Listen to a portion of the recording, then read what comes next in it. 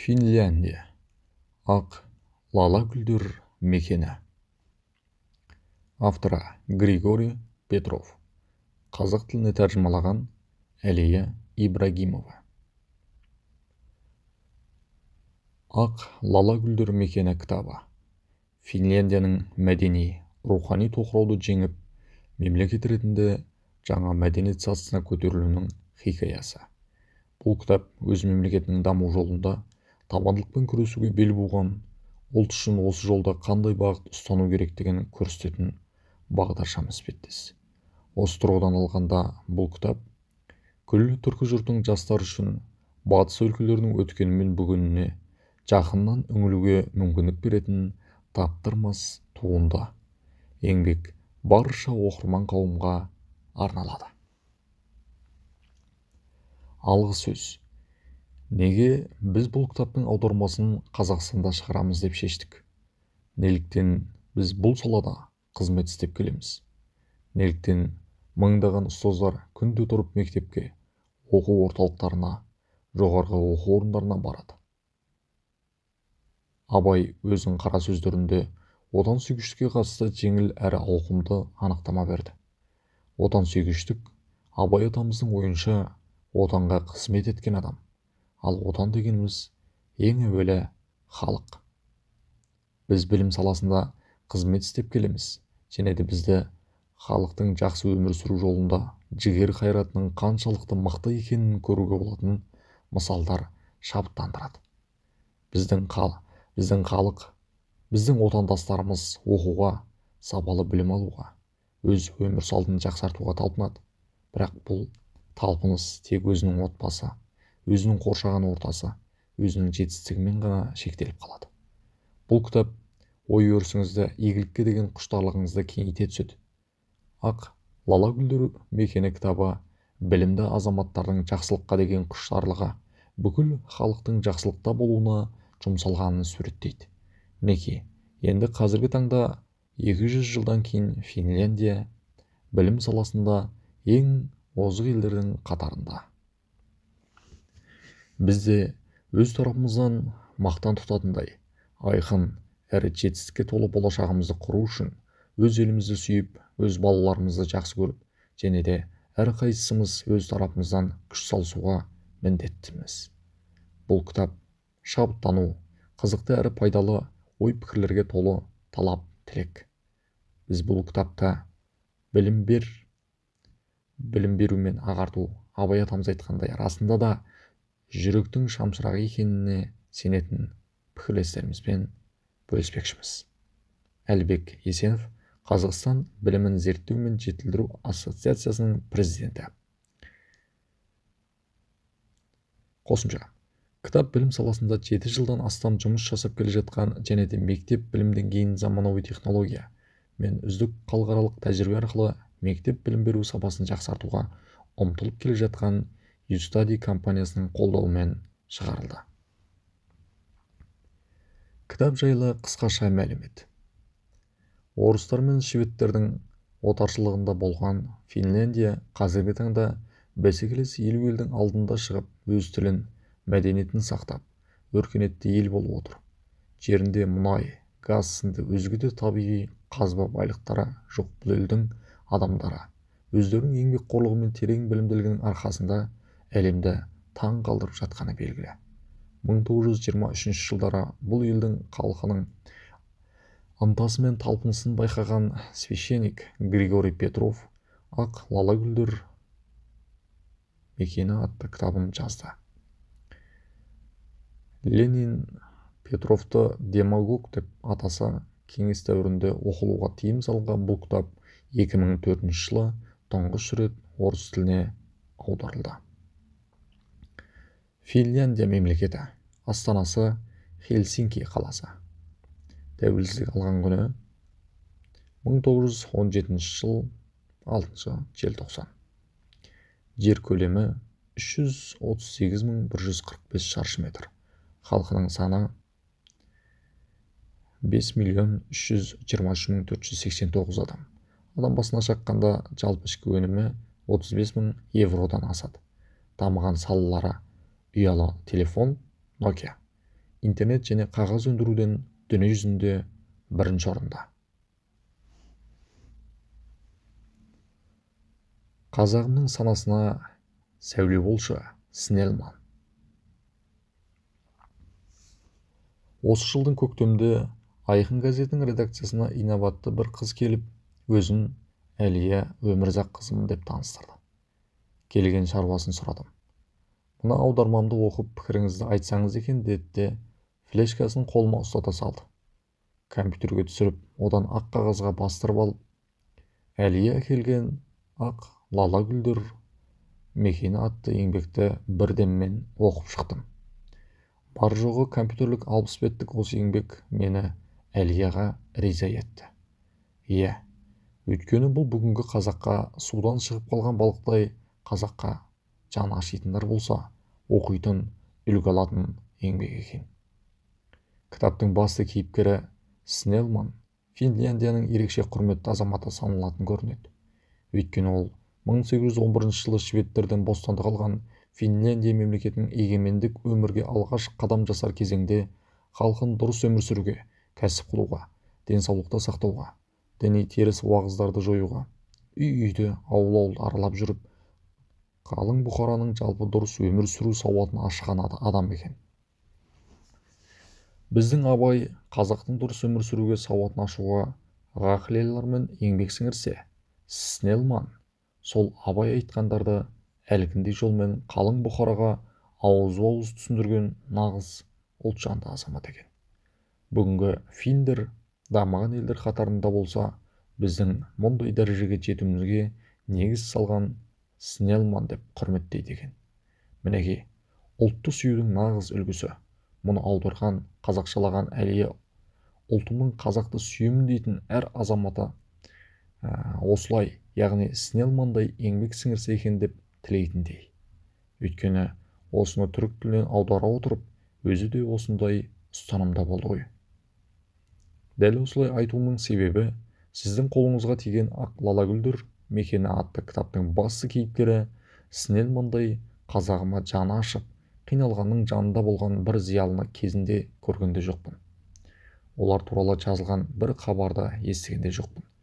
Демек, менің өзімнің пікірімше, қазіргі қазақ зиялысы деп жүргендер жай ғана көбік. Міне, осы себептен де мен баспа оқырманына ұсынған ақ лала гүлдер мекені атты кітапты әр қазақтың төрінде тұрып, әр қазақтың санасына ондағы игіліктер сәуле түсірсе екен деп тілеймін. Бұл үшін кітапты түрік тілінен тәржімалаған қарындасымыз Әлия Ибрагимоваға да, осы кітапты оқырманға ұсынған баспаға да ақ шашты басымды иіп алғыс айтамын. Мен неліктен әр қазақ Снельман болса екен деймін. Бұл сұрақтың да жауабын бере кетейін. 19 ғасырдың ортасына қарай шведтер бодандығынан босаған фин халқы қиын жағдайда еді. Қалың бұқара білімсіз. Маскүнем зинақор шіркеулердің өзіндегі уағыз кері әсерлі, шаруашылығын өз бетінше басқара алмайтын, жұқпалы дерттерден демдеген батпақты даладағы халық осылар еді. Бұларды бүгінгі дәрежесіне жеткізген мемлекет басшылар мен партиялар немесе байлар емес. Оларды дамудың биік сатысына көтерген халықтың ортасынан суырылып шыққан нағыз ұлтжанды зиялылар еді. Мен бүгінгі таңда кім зиялы десе, сол фин халқының бүгінгідей дәрежесіне жетуіне жол ашып берген Снельманды, үнді халқының азаттық алуына жанын құрбан еткен Мохандас Гандиді және өзіміздің Абай мен Ыбырай Алтынсаринді айтар едім. Сондықтан да фин халқының ұлы болса да Снельман мен үшін құбыланама секілді. Әр қазақтың оқығаны, білімдісі ұлтжандымын десе, ұлтын сүйсе, ең әуелі сол ұлтына Снельмандай қызмет етсін. Міне оқырман қолына тиіп отырған кітап мен үшін осындай сөз айтқызғанымен де қымбат. Саналы қазақ бұл кітапты өзінің қымбаттысы санайды деп тілеймін. Жолың болсын қазағыма сәулесі түсір Снельман. Жұмабек Жанділдин. Григорий Петров, және ақ лала гүлдер өлкесі Финляндия, немесе бір халықтың рухани оянуы. Ақ лала гүлдер мекені немесе өлкесі кітабының авторы Григорий Спиридонович Петров 1868 жылы Петрогодка, қазіргі Санкт-Петербург қаласы қарасты Ямбург елді мекенде дүниеге келеді. Өмірінің соңында науқастанып емделу үшін Парижге барып, сонда 1925 жылдың 19 маусымында көз жұмады. Ол кедей отбасында тәрбиеленеді. Өзі кедейшіліктің кермек дәмін татып жүрсе де, еш мойымай, әрдайым адамзат баласының жарқын болашаққа қол жеткізуіне үлес қосудың жолын іздейді. Бар арман қиялы мен мақсат мүддесін осы бағытта жұмсайды. Діни сауатын аша жүріп, әдебиетке де ерекше ден қойып, поп әрі профессор атанады. Патша сарайында ханзадалардың тәрбиешісі қызметін атқарады. Дегенмен ол патшаның салтанатты сарайынан гөрі жарлы жақыбайлармен, қарапайым ауыл тұрғындарымен етене араласуға әлдеқайда құмар болады. Ауыл тұрғындар мен қарапайым қызметшілердің діни сауатын ашатын уағыздар айтады.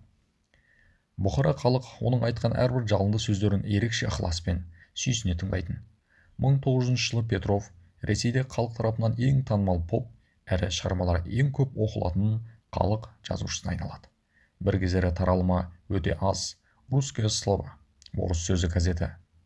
Петров бас редактор болған күннен бастап тиражы 500 мыңға жететін ең танымал газетке айналады. Осы уақытта ол өзінің «Інжіл, өмір сүрудің бастауы» деп аталатын алғашқы шығармасын жарыққа шығарады. Бұл шығармасы Қытай, Жапон тілдеріне аударылады. Осылайша жазушының аты тек Ресейде ғана емес, біртіндеп әлем жұртшылығына жол тартты. Петровтың мәртебесінің күн санап өсуі шіркеудің бетке ұстар адамдарын мазалай бастайды.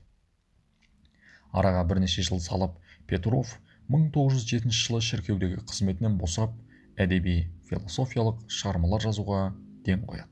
Ол шәкірттерін білім нәрімен сусындата жүріп, әр түрлі тақырыпта лекциялар оқып, күн сайын шығармашылығын шыңдай түседі. Оның ғибратқа толы дәрісінен соң халық рухани оянып, сілкіне бастайды. Мұны сезген патшалық Ресей оны әрдайым көзден таса қылмай, әрбір қадамын жандаралдары арқылы бақылауда ұстайды. Петров пен большевиктер арасында да анау айтқандай түсіністік орнықпады. 1920 жылы ол Беларусь ұлтының Қырымнан көшкен өкілдері мінген кеменің соңғы жолаушыларының бірі болып Стамбулға келеді. Қоныс аударушылардың бұл тобы кейіннен Тресте деген жерге жөнелтіледі. Осы топпен бірге қоныс аударған Петровты жергілікті Югослав халқының зиялылары танып, жоқшылықтан құтқарып, Белград университетіне профессор етіп тағайындайды. Югославия мемлекеті сол өңірде қалаған жеріне пойызбен емін-еркін барып келу үшін оған жеңілдік, яғни пасо береді. Осылайша Петров Югославияның түкпір-түкпірін аралап, мәдениет, дін, қызмет, бауырмашылық және ұлтжандылық тәрізді тақырыптарда конференциялар ұйымдастырады. Ол серб тілін өз ана тіліндей жетік меңгереді. Петров Болгарияға бірнеше шығармаларын қолжазба күйінде жібереді. Бұл шығармалар болгар тіліне аударылып, баспадан жарық көреді. Ақ лала гүлдер мекені атты кітабының орыс тіліндегі қолжазбасын Болгарияда тұратын досы Башковқа жібереді. Досы Петровтың барлық шығармаларын жинақтап, болгар тіліне аударып, алғы сөзін жазып, 1925 жылы Софияда кітап қылып басып шығарады. Орыс тілінен болгар тіліне тікелей аударылған бұл еңбек болгар халқының ерекше назарын аударып, оқырманның ықыласына бөленеді. Өмірінің біраз жылдарын Финляндияда өткізген жазушы бұл еңбегінде осы елдің білім мен мәдениет саласындағы жетістіктерге қалай қол жеткізгендіктерін шебер суреттейді. Бұл шығарманы болгарша сөйлеткен жазушының досы Башков та Петровпен Финляндияда бірге болған еді. Бұл кітап 1909-1910 жылдар аралығы түрік тіліне алғаш рет Әли Хайдар, яғни Танер мырзаның қолға алуымен 1928 жылы аударылып, осы жылы Стамбулда ескі әліпбимен басылып шықты. Кітаптың түркше аудармасы да әп дегеннен әттегеннен-ақ көпшілік оқырманның назарын өзіне аударды. Тек Стамбул мен Анкарада ғана емес, сонымен қатар Түркия мемлекетінің түкпір-түкпірінде жарық көрген газет-журналдарда бұл кітап жайында жақсы пікірлер жарияланып, жоғары баға берілді.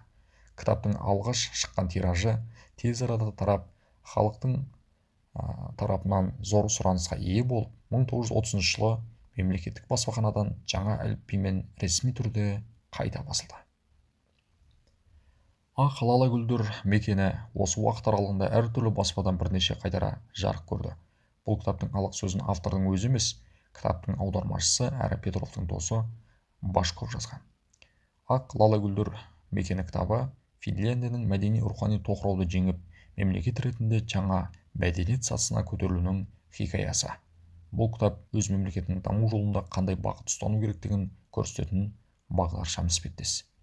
Бұл кітап күллі түркі жұртының жастары үшін батыс өлкелерінің өткен мен бүгініне жақыннан үңілуге мүмкіндік беретін таптырмас туынды. Оқырман кітаптың керегін алар деген үмітпен.